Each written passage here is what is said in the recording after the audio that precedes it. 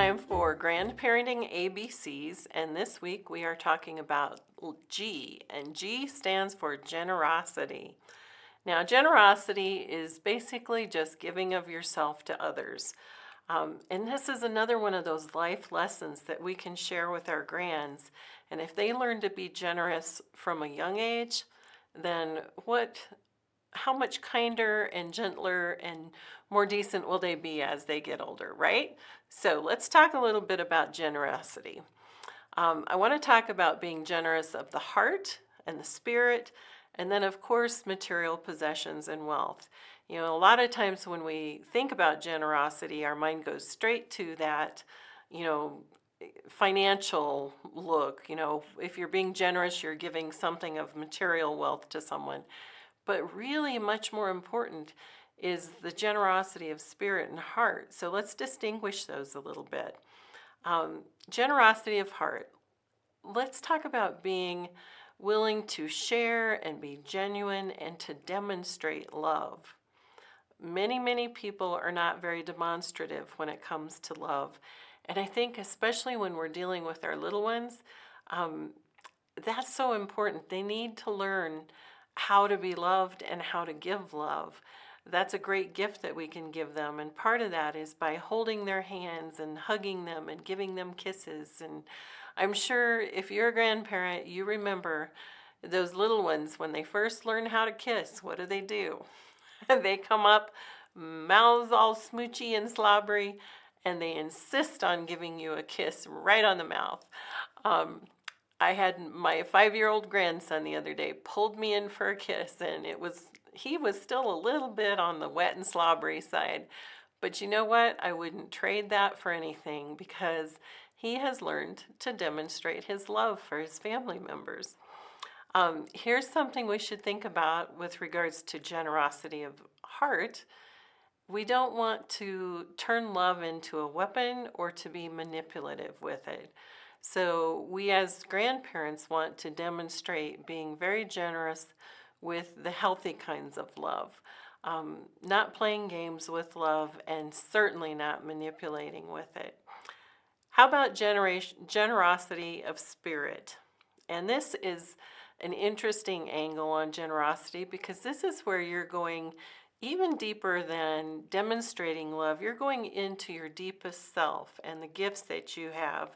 And you're not expecting anything in return. You're just giving of yourself for the sheer joy of giving, and you're not having an expectation that anything will come back to you.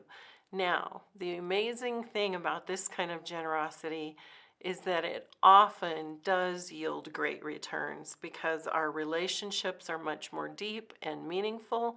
Our friendships, our family and love relationships, people respond to that. And especially, if you think about when people are struggling and, difficult situations in society, genuine, heartfelt generosity and kindness of spirit and heart has an impact because sadly it's a little bit too infrequent, right?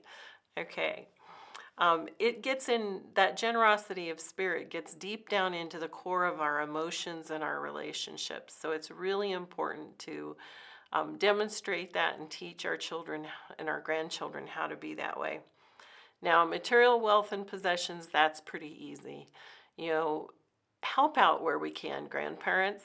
The reality of life in the 21st century is that there are struggles, and sometimes our children need help, sometimes our grandchildren will need help. If we have the means, we can be generous. I will promise you, I have worked in the estate planning field for a long time, and you don't get to take any of that with you when you leave this life.